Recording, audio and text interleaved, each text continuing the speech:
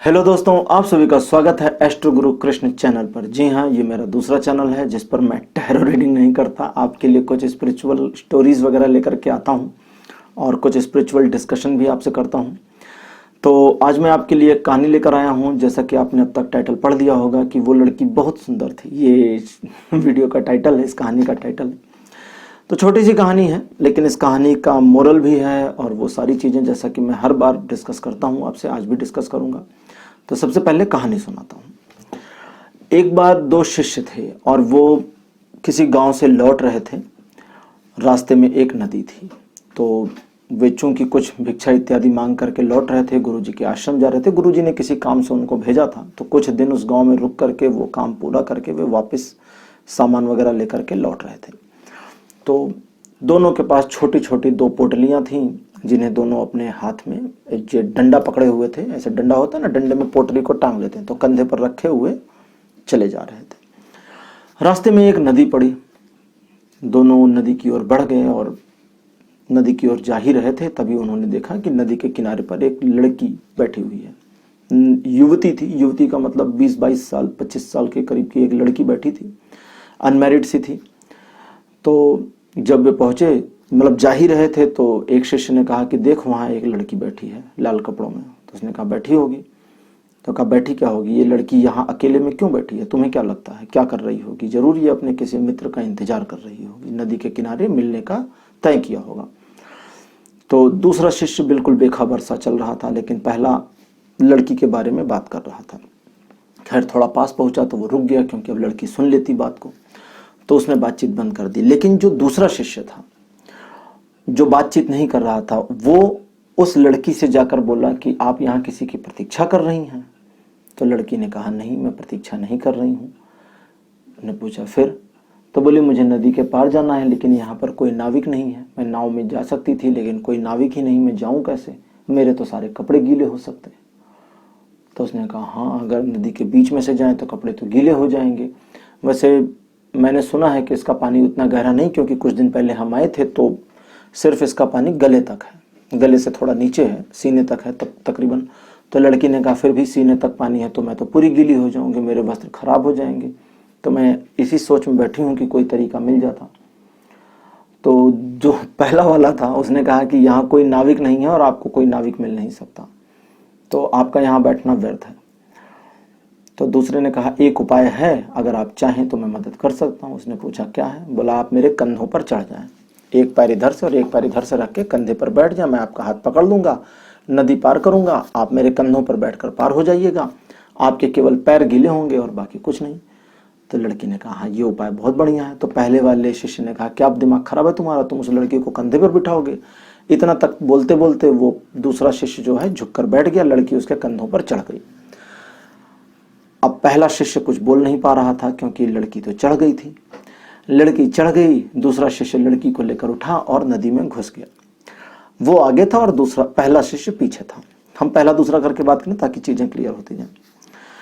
पूरे रास्ते में न लड़की ने उससे बात करी, न उसने लड़की से बात करी। दोनों आगे आगे जा रहे थे, पहला शिष्य पीछे पीछे आ रहा था। नदी पार हुई, उसने नदी के पार लड़की को उतारा, लड़की ने उसे झुककर धन्यवाद किया, उसने लड़की को प्रणाम किया, लड़की अपने रास्ते चली गई। लड़की के केवल पैर गीले हुए थे, पैर थोड़े थोड़े गीले हो गए थे, क्योंकि वो पैर लटके थे ना, कंधे से यहाँ तक सीने तक आ गए थे। अब दोनों शिष्य जो अभी तक बातचीत करते आ रहे थे, दोनों में बातचीत बंद हो गई। पहले शिष्य ने दूसरे से बात करनी बंद कर दी और दिमाग में यही सोच रहा था कि इसने तो बड़ा अनैतिक कार्य किया है, सन्यासी होकर लड़की को लिया, लड़की को छुआ, और छुआ ही नहीं कंधे पर बिठाया, हद ही कर दी इसने तो आज। खैर वे चले गए।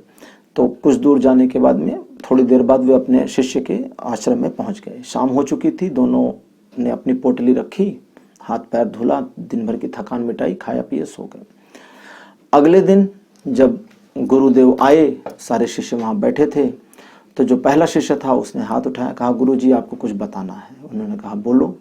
तो बोले गुरुजी आपने जो कार्य दिया था वो हो गया, हमने उसकी जानकारी प्रधान शिष्य को दे दी थी कल। बोले हाँ मुझे पता चल गया, आपने प्रधान शिष्य को जानकारी दी, धन्यवाद, आप दोनों ने काम कर दिया। उसने कहा गुरुजी एक बात और बतानी है। गुरु ने कहा पूछो। बोले ये शिष्य भ्रष्ट हुआ है, इसे निकाल दें बाहर। गुरु ने कहा क्यों? उसने सारी बात बताई कि हम आ रहे थे, एक लड़की मिली, और इसने उसे नदी पार कराई और कंधों पर बिठाकर। सन्यासी के लिए तो स्त्री को छूना भी पाप माना जाता है। तो गुरु ने कहा कि अच्छा मुझे जरा बताओ कि वो लड़की देखने में कैसी थी, कितने साल की थी। उसने कहा वो 20-22 साल के करीब रही होगी। गुरु ने कहा कि बहुत पतली दुबली थी या भरी पूरी थी। उसने कहा नहीं गुरुदेव, भरी पूरी लड़की थी और उसका शरीर काफ़ी आकर्षक था। क्या वस्त्र पहने थे? उसने कहा चोली और घाघरा पहना था, चुन्नी भी ली थी। गुरु ने पूछा कि किस रंग के वस्त्र थे? जी लाल रंग के वस्त्र थे। उसके नैन कैसे थे? नैन बड़े कटीले थे, सुंदर आंखें थी, हिरनी जैसी उसकी आंखें थी, काले उसके बाल थे।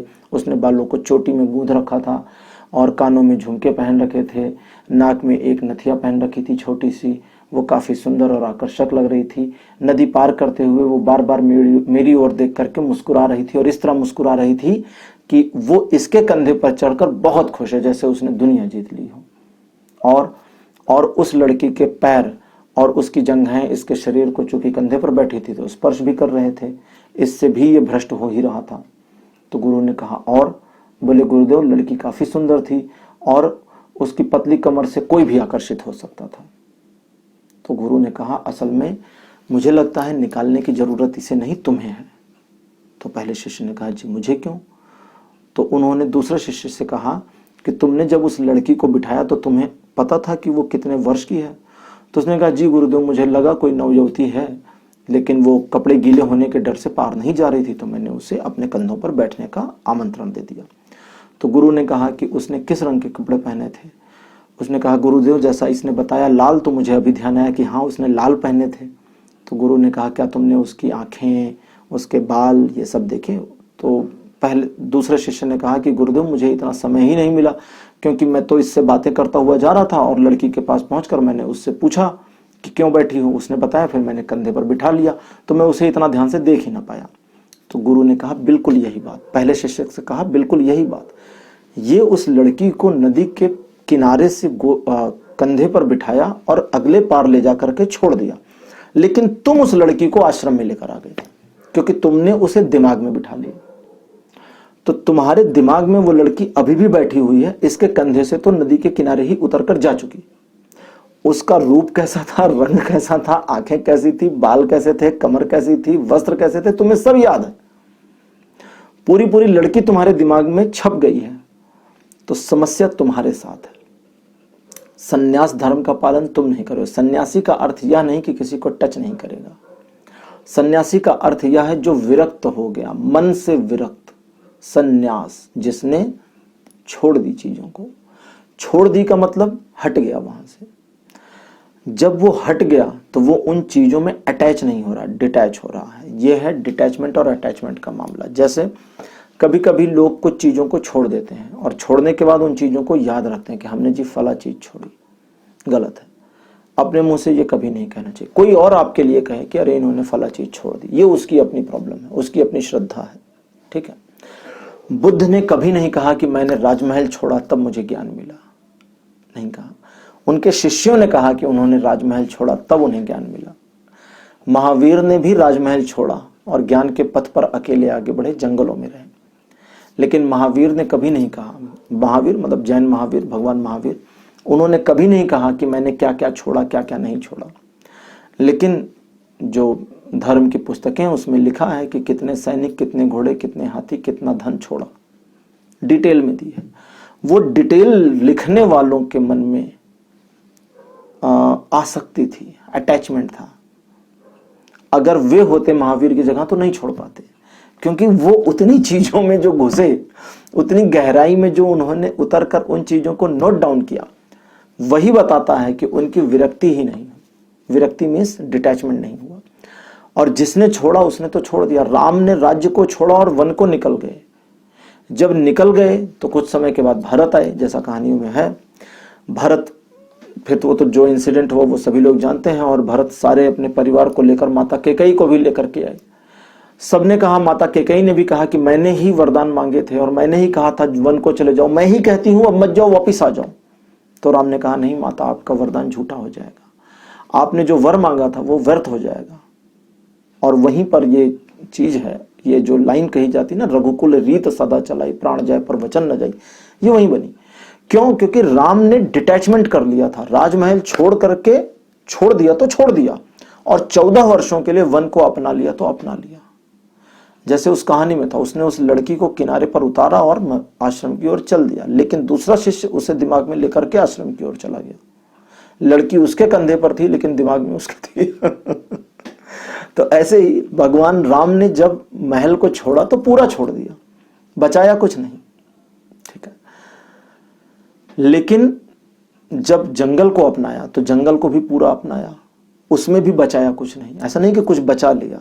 जब माता सीता का अपहरण हुआ तो वानरों से हेल्प ली, ठीक है, इंसानों से नहीं। चले जाते किसी राजा के पास कि मैं अयोध्या नरेश राम का पुत्र आपकी मदद चाहता हूं, कौन मना कर देता?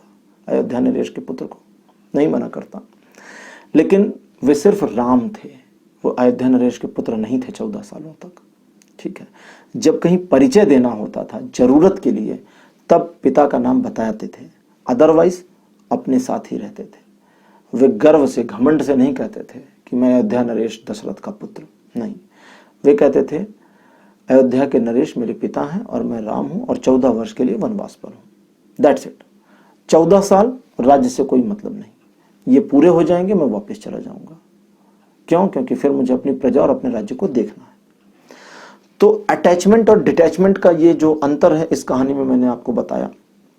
तो कभी भी लाइफ में आपको भी अगर किसी चीज में, जैसे कभी आप सोचते हैं ना, अच्छा ये कहानी का मतलब क्या था ये भी बता देता हूं।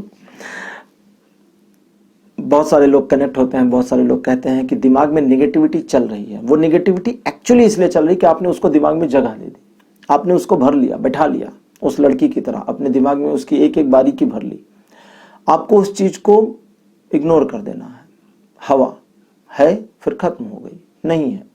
उस चीज को जितना ज्यादा अपने आप से हटा देंगे, नहीं सोचेंगे उसके बारे में या उसको गंभीरता पूर्वक अपने अंदर नहीं लेंगे, वो चीज आपसे अटैच नहीं हो पाएगी। तो अटैचमेंट और डिटैचमेंट के इस खेल में आप डिटैचमेंट के साथ रहें अगर आप अपनी लाइफ में थोड़ा आगे जाना चाहते हैं। अटैचमेंट उन चीज़ों से रखें जो चीज़ें एक्चुअली अटैचमेंट के लिए आपके लिए ज़रूरी हैं, ठीक है। स्पिरिचुअल व्यक्ति जब कोई स्पिरिचुअल जर्नी पर होता है, जैसा कि बहुत सारे लोग मेरे व्यूवर्स हैं जो अपने आप को स्पिरिचुअल जर्नी पर मानते हैं, उनको ये मानना चाहिए कि वे थोड़ा डिटैच हैं। अटैचमेंट उतना ही रखें, अटैचमेंट उतना ही रखें जितना आपके जीवन के लिए या आपके कुछ लक्ष्यों के लिए जरूरी है। जहाँ स्पिरिचुअलिटी आती है वहाँ डिटैचमेंट करना होगा। स्पिरिचुअली अगर ग्रो करना है तो आपको अपने टाइम को या अपने आप को उन चीज़ों से डिटैच करना होगा जो चीज़ें आपकी स्पिरिचुअलिटी में रोड़े अटका रही हैं, बाधा डाल रही हैं। अदरवाइज वो चीज़ें आपके लिए बेनिफिट नहीं करेंगी और आपकी स्पिरिचुअल जर्नी का कोई मतलब नहीं निकलेगा। बहुत सारे लोग होते हैं, ध्यान करते हैं, आंखें बंद किए बैठे रहेंगे, सब कुछ सुनते रहेंगे और आंखें बंद कर खोलने के बाद कहेंगे तुमने जो ये चीज़ें कही ये गलत थी। अरे भैया, तुम ध्यान में बैठे थे, ध्यान करते हैं ना, तो तुम क्या कर रहे थे? तुम बाहर की दुनिया से तो डिटैच हुए नहीं। आंखें बंद करके ध्यान में बैठने के बाद भी बाहर की दुनिया से अटैचमेंट बना के रखा। मान लो वो चीज कान में आती है तो अपने आप को डिटैच कर लो, अलग कर लो उस चीज से कि मुझे ना ये चीज सुननी है ना ये याद रखनी। जो कुछ भी कान में आएगा वो आने दो। लेकिन क्या करेंगे? ध्यान में बैठे हुए हैं और अगर वहां चर्चा चल रही है किसी बात पर और कोई व्यक्ति कुछ गलत बोल रहा है तो उनका ध्यान का टाइम जैसे ही खत्म होगा एक आंख खोलेंगे और बोलेंगे तुमने जो वो बातें बताई ना इतिहास वाली, वो सारी गलत थी, मैं तुमको सही बात बताता हूँ। क्यों? क्योंकि उसमें बड़ा रस है। अपने आप को प्रूफ करने में बहुत मजा आता है। तो अपने आप को प्रूफ करने की बजाय अगर आप स्पिरिचुअली ग्रो करना चाहते हैं लाइफ में, तो during your spirituality, during your meditation और during your practice be detach. जब डिटैचमेंट की प्रैक्टिस करेंगे धीरे धीरे तो आप उस चीज में इंप्रूव होते जाएंगे। तो आज के लिए इतना ही। अगले वीडियो में एक नए टॉपिक, एक नई कहानी के साथ फिर आऊंगा। इस वीडियो को लाइक करिए, शेयर करिए और अपने एक्सपीरियंस, अपने अनुभव कमेंट सेक्शन में जरूर लिखिए। अगले वीडियो में फिर मुलाकात होगी, तब तक के लिए बाय बाय।